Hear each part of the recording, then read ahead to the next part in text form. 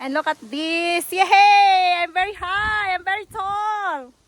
See, the kubota is there and I'm standing up on the kubota bucket. Oopsie! Your head!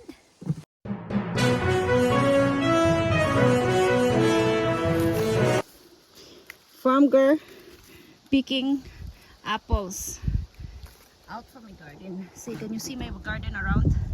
So that is farm girl apple here. Lots of apples because it's getting matured and all fall off already from the tree. You see that? And I'm on top of the kubota, guys. So the kubota down there. And that apple, the other apple is different. They are big and much delicious. They taste better too, do they? Yes, that's tastes better. I can put that in a pail later. Yeah, later you can put me up there. Are you finished? Not yet. Yeah, there's really lots of apple, guys. Look at that, guys. See, one box already. Look at that. Apples everywhere. But and why the apple have a thorns? Have a what? Thorns. Where? Here, got a little bit of sharp. That's just a branch that died. Oh, okay. So it's not a thorns. No. So now, it's very sharp, eh? There's lots of apple, guys. Look at that. Who wants to go and pick up and wants apple? Here, you can put your... In the Philippines, you know, before, when we eat the apple, Ouch. only if we went to the city and expensive, 10 pesos per piece. And it's not this kind of juicy, it's kind of dry. Oh yeah. Like kind of sandy. My grandmother always said, I don't want to eat apple because it's sand, like I'm eating sand. Yeah. Look at this, guys. It's just really too much. So much apple in here that, you know. And now, look at that. I'm enjoying too much apple. Just like go for a waste all the time, you know. But, look at that. I give it away. Look at that, guys. On the ground. I just throw to the chicken most of them on the ground. Yeah. And just we smash it. Yeah. You got all the apples off? Look at that, guys. Underneath there's lots of apple. So we need to get it out. Just like there's a nest inside there. Look at that. Lots of apples. So this is how much we get. One big box. And half pail of the yummy and crunchy apples. And the rest in there. So apples, apples, After apples. harvesting the apples, we harvest our tomatoes. Look at that. So we need to harvest all the way our tomatoes all the way out there because frost is coming.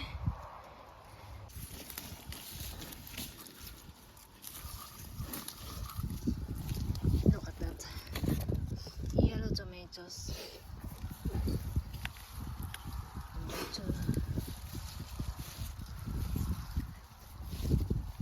So this is how we pick for now.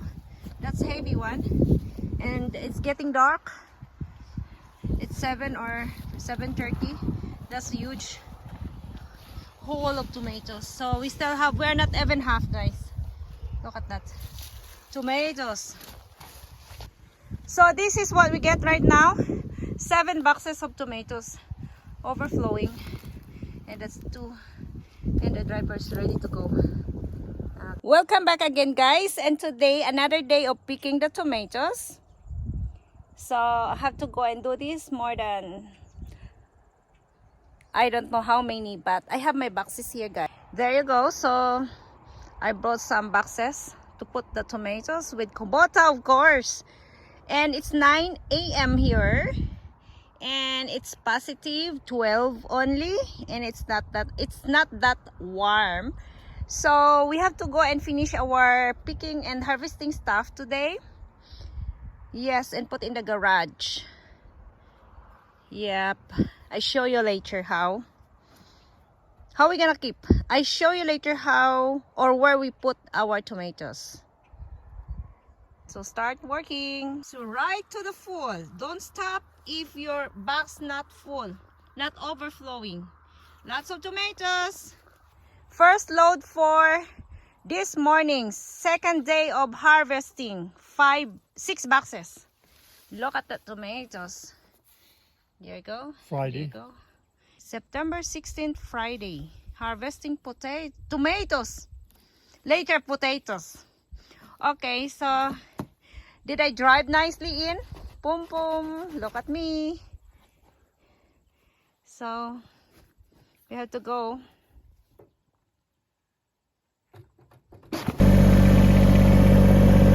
So I'm the driver for today.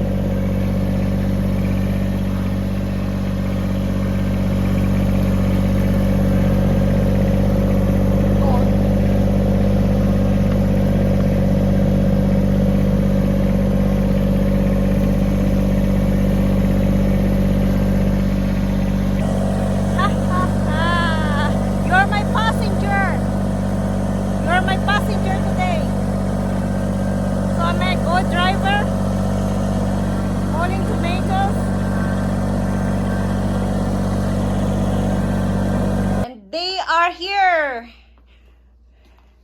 All of them are tomatoes. Like that. There two, here two, and apples is there. Here. Look at the tomatoes. This is tomatoes too. That is tomatoes too. We have bunch of tomatoes. This is just for the greenhouse.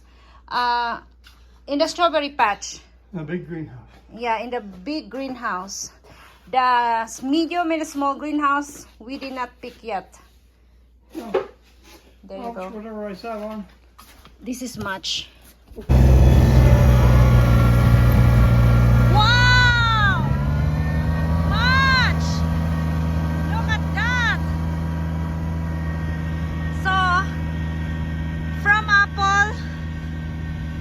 Harvesting apple to tomato harvesting and now potato harvesting. That's lots. This is the red potatoes. Whew. It's beautiful. Look at that in a good size. Nice. Can you see the potatoes? Red and nutty jam in here. Can you see how dry it is when we are picking or plowing? That's too dry. But lots of potatoes! Look at that. So now we're done plowing our potatoes. This is the last bucket with the handsome farm boss and the driver. So I'm the worker today. It's my sideline work. So done picking up our potatoes In this garden. in this garden. There you go. And the sunflower standing up. Come on, let's go home. After the apples, tomatoes, potatoes, and peppers, we have to harvest our pumpkin, zucchini, and squash. There you go. So all kinds of zucchini, squash in here. There's lots to harvest because frost is coming. Frost is coming. Right? Also the peppers need to bring home. Amazing. Right? Yeah, she wants that. I said okay. Yeah. Well, you planted that, did you? No. I pull it up and put in there. Then for Oh. decoration, I said you can have that if you want. How And she long? said, It's been here I don't with water know. only. So this is our garage full of stuff in here today. And these all are what we harvested. And the potatoes already we keep 20 bucket in the road cellar. And this is for selling and giving away. We have lots. Look at that potatoes and there too. Pumpkins. My canned stuff in here. My sauce. My tomato sauce. Pickles. Jam and some garlic and onions. and tomatoes, of course, and carrots. We have still need to dig our carrots, and the pepper leaves there, and the onions that's left because somebody bought it the day. And our corn, we need to harvest more because we still have another corn patch that we did not touch yet. And the tomatoes, of course, pumpkins, and the apples that we pick up. So this is Farm Girl, a little store here in our garage. And yes, we are going to give this away, or we're going to sell this, our produce. So thank you for watching. See you next videos. Bye bye. This is your Farm Girl Canada saying thank you very much for watching.